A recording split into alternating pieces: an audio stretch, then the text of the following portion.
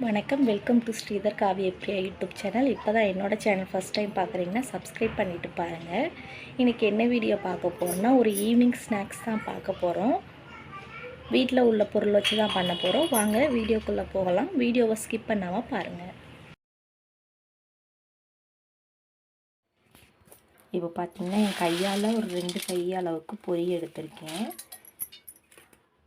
இப்போ பார்த்திங்கன்னா இதில் என்ன நறுக்கி வச்சுருக்கேன்னா, வெங்காயம் ஒரு சின்ன வெங்காயம் 2, இது கருவேப்பிலை, கொத்தமல்லி, பச்சை மிளகாய் இது நறுக்கி வச்சுருக்கேன். இது கூட இப்போ பொரியோடு நம்ம என்ன சேர்க்க போகிறோம்னா, கொஞ்சம் கடலை மாவும் அரிசி மாவும் தான் சேர்க்க போகிறோம். நம்ம பொரிக்கு தகுந்த மாதிரி சேர்த்துக்கணும். இது ஒரு ஸ்பூன் சேர்த்துக்கிறேன். ஒரு அரிசி மாவு 2 ஸ்பூன் சேர்த்துக்கிறேன்.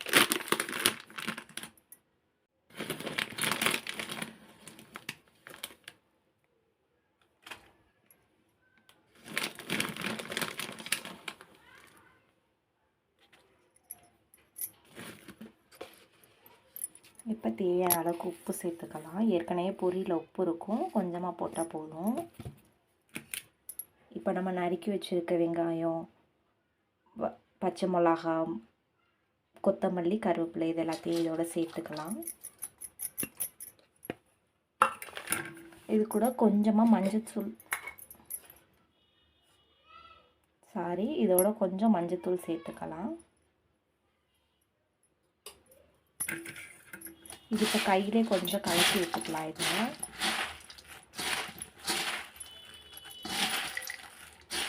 ஃபஸ்ட்டில் கையில் கலக்கிட்டு அப்புறம் கொஞ்சம் கொஞ்சமாக தண்ணி விட்டு கலக்கிக்கலாம்.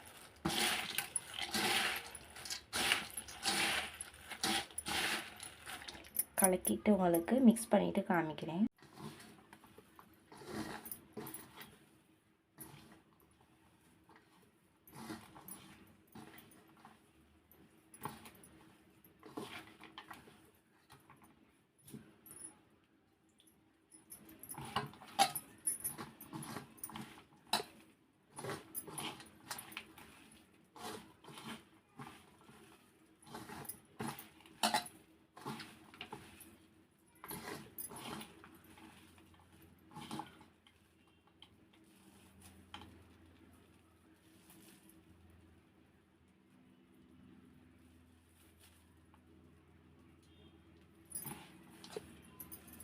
இப்போ பார்த்திங்கன்னா நல்லா மிக்ஸ் பண்ணியாச்சு. இப்போ பார்த்திங்கன்னா நம்ம பொரியை கையில் பிடிக்கிற அளவுக்கு இருக்குது.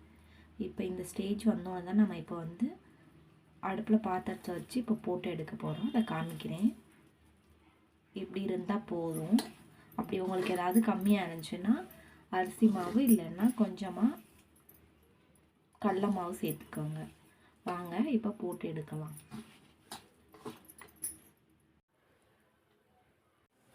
இப்போ பார்த்திங்கன்னா எண்ணெய் ஓரளவுக்கு காஞ்சிருச்சு. இப்போ காஞ்சிடுச்சா இல்லையான்னு பார்க்க ஒரு பொரியை போட்டு பார்த்துக்கலாம். பார்த்திங்கன்னா நல்லா பொரியுது. இப்போ நம்ம போட்டு எடுத்துடலாம்.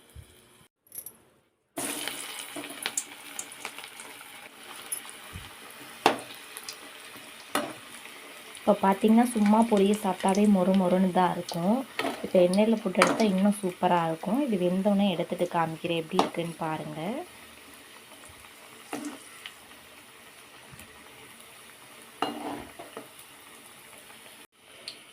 இது பார்த்திங்கன்னா 2வது தடவை போட்டு எடுத்துக்கிட்டு இருக்கேன். பார்த்திங்கன்னா ரொம்ப நல்லாவே வந்திருக்கு பாருங்கள். இது ஈவினிங் ஸ்நாக்ஸுக்கு நீங்களுமே செஞ்சு பாருங்கள். சூப்பராக டேஸ்ட்டாக இருக்கும்.